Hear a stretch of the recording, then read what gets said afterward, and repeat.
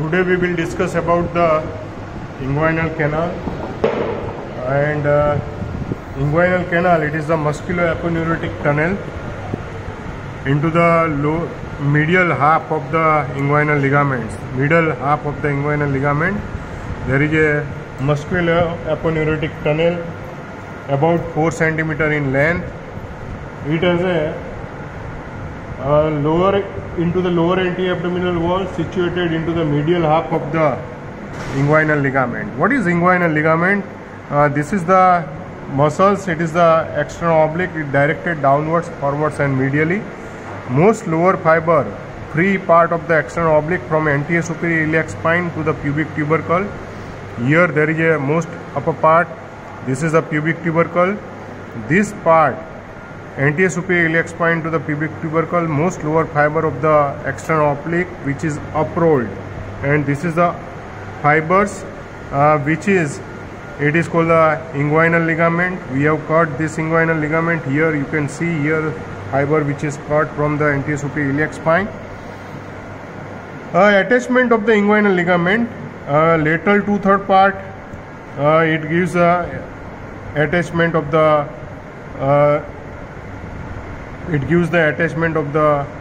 internal oblique muscles, lateral 2/3. Along with it there is a transverse abdominis muscles. Along with it there is a transverse abdominis into the lateral 1/3, and lateral 2/3 there is a origin of the internal oblique, and lateral 1/3 origin of the internal transverse abdominis muscles. Below it gives the attachment of the facial artery. That's why it is the deep fascia of the lower limb, so the convexity of the inguinal ligament towards the lower limbs. Before we will discuss about the inguinal canal, I will show you this is the fascia transversalis. This is the fascia transversalis, and the inguinal canal which extend from there is a gap inside the fascia transversalis. It is called the deep inguinal ring. Here you can see these are the structures, spermatic cord, and the structure which are passing from the inguinal canal. Here you can see this is a gap inside the fascia transversalis, and the spermatic cord, and which passes through the deep inguinal ring to it directed downwards, forwards and medially, and it is the open inside the gap inside the external oblique muscle. Here you can see this is the external oblique muscles. There is a gap inside the external oblique. It is a superficial inguinal ring, and this ring it passes the spermatic cord. Here you can see this is a vas deferens, and this gap it is a gap inside the external oblique, and it passes the spermatic cord. So it extends from the deep inguinal ring to the superficial inguinal ring.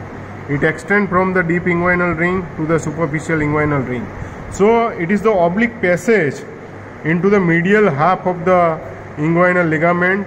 It is the oblique passage which passes the spermatic cord.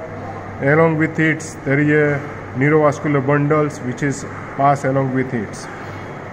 What is conjoint tendon? Inguinal canal, before we discuss about the inguinal canal, what is conjoint tendon? There is a laterally 2/3 there is a attachment of the internal oblique, and lateral 1/3 there is a attachment of the transverse abdominis. Both the fibers which is united, and it makes the here I can put into this condition, then it makes the on the anterior boundary, on the lateral aspect, it makes the anterior boundary of the this is the anterior boundary of the inguinal canal. Then it is uprolled, which goes posteriorly. It goes posteriorly, and it makes the roof. And then it goes behind to the spermatic cord, and this fiber which goes posteriorly, this is the subcostal nerve, and then this fiber which goes posteriorly, and it makes this is the posterior fiber. Here you can see this is a posterior fiber which goes posteriorly, and it makes the posterior boundary of the inguinal canal. So conjoint tendon, it is the combinations of the two muscles. You have to remember, it is the combination of the internal oblique and transverse abdominis muscles. It is here at that level it is difficult to separate the transverse abdominis and conjoint tendon. You have to remember, it is a combination of the two muscles. Lateral 2/3 there is a internal oblique, and lateral 1/3 there is a transverse abdominis. At that level it is difficult to separate. This is the external oblique muscles, but this is the internal oblique muscles. Here you can see this is the lateral 2/3, and along with it there is a fiber of the transverse abdominis into the lateral 1/3. Both are combined and it makes the conjoint tendon. This is the conjoint tendon, which is makes the, on the lateral side it makes the anterior boundary of the inguinal ligament. Into the middle part it makes the roof, and then it goes posteriorly and behind to this spermatic cord, and it makes a just behind to the superficial inguinal ring. It protecting, it makes the posterior boundary of the superficial inguinal ring, which is formed by the conjoint tendon. You have to remember. So this is the conjoint tendon, which is the formed by the two muscles, internal oblique and transverse abdominis, which is making the laterally it makes the anterior boundary of the inguinal canal. Middle part it makes the roof, and medially it makes the floor, posterior boundary of the inguinal canal. So this is about the conjoint tendons.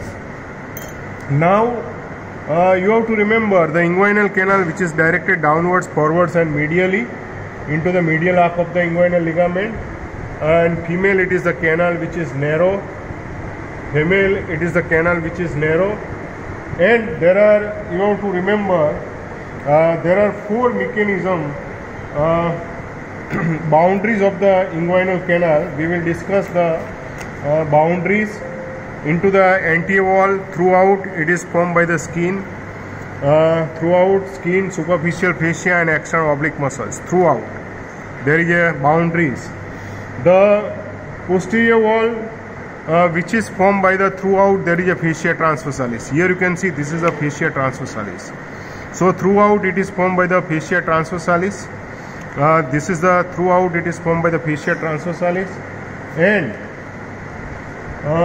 extraperitoneal connective tissue just below to it there is a extraperitoneal connective tissue, and below to it there is a peritoneum. There is a below to it there is a peritoneum, and boundary into the posteriorly into the medial 2/3 posterior boundary, which is formed by the conjoint tendon. Here you can see this is the conjoint tendon.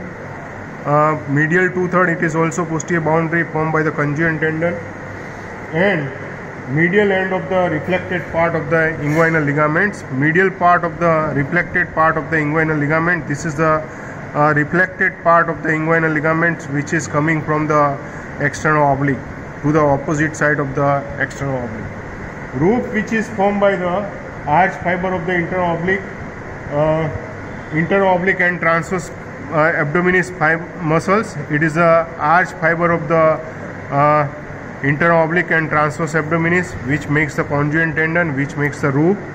And floor, which is formed by the upper surface of the medial half of the inguinal ligament, which is uprolled part of the external oblique, which makes the floor of the inguinal canal. Medial half of the inguinal ligament, which makes the medial half of the inguinal ligament, which makes the floor of the inguinal canal, which is formed by the inguinal ligaments. So there are, which are the structure which is passes from this inguinal canal? It is the spermatic cord. Along with it there is a ilioinguinal nerve. Here you can see, I will show you, this is the nerve. This is the ilioinguinal nerve, which is passed from the spermatic cord. Also there is a spermatic cord contains the ductus deferens. Along with it there is a testicular artery. There is a testicular artery. We have not dissected the testicular artery, but the testicular artery accompanying from plexus and lymph vessels of the testis and genital branch of the genitofemoral nerve. This is the genital branch of the genitofemoral nerve. So these are the structure. This is the genital branch of genitofemoral nerve, and this is the ilioinguinal nerve, and the ductus deferens, testicular vessels, and pumpiniform plexus we have not dissected. So this is about to the inguinal canal. Mechanism of the inguinal canal. There are obliquity of the canal. Here you can see this is the deep inguinal ring. It is the gap inside the fascia transversalis, while the gap inside the external oblique, it is the superficial inguinal ring. And obliquity of this canal, there is a pressure from the posterior side of the abdominal wall, from the peritoneal side. It lead to there is a both the anterior and posterior walls which is come together. Anterior and posterior wall which is come together. It is called the flap wall mechanism. So compression of the anterior and posterior wall of the inguinal canal, it is called the flap wall mechanism. While the this is the conjoint tendon, mainly the internal oblique and transverse abdominis, which makes the anterior boundary on the lateral side. It makes the roof, and it also makes the posterior boundary. So here you can see this fiber which is goes anterior to posteriorly, and this fiber internal oblique particularly makes all three boundary: anterior boundary, roof, and posterior boundary. So contraction of these fibers, roof and floor are together. Anterior wall,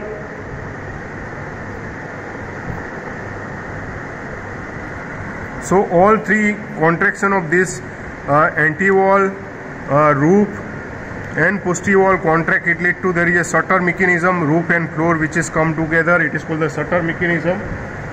Also contraction of the cremastric muscles, which is lies inside the scrotum. It is the continuation of the conjoint tendon.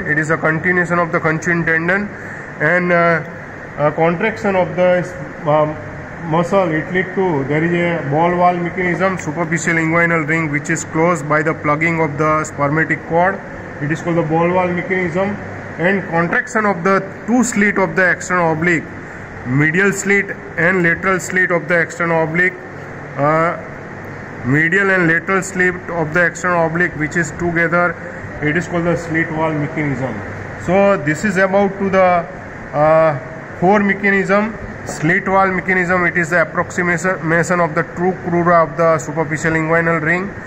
Ball wall mechanism, it is the contraction of the cremastric muscles which plugs the superficial inguinal ring. Sutter mechanism, which is the contraction of the anterior boundary, roof, and posterior boundary, which is formed by the conjoint tendon, and it makes the Sutter mechanism, which approximate the roof and floor, and the anterior and posterior boundary, which is approximated by the increase the intra-abdominal pressures by the obliquity of the canal. It lead to there is a flap wall mechanism. Why this inguinal canal which is developed? Because the testes actually develop inside the inguinal right inguinal fossa, and the lower there is a attachment of the testis. There is a gubernaculum, and this gubernaculum, which is contraction, which is attached on the inferior aspect of the lower aspect of the scrotum. There is a inner side of the lower aspect of the scrotum. There is a attachment of the gubernaculum, and contraction of this gubernaculum, it lead to gradually there is a testis which is goes downwards. First it is at the into the fetal life. It is into the 4th month, it is lies inside the right iliac fossa. At the 6th month or 7th month, it is lies inside the deep inguinal ring. At the 8th month, it is lies inside the inguinal canal. At the 9th month, it is lies inside the superficial inguinal ring, and 9th month the testis reach into the scrotum. So if the testis which is remain into the normal descending pathway, if it is lies inside the at the level of deep inguinal ring, either at the level of the inguinal canal either at the level of the superficial inguinal ring, then it is called the undescended testis. But the testis can deviate from the normal pathway to the femoral triangle, either inside the abdominal cavity, then it is called the ectopic testis.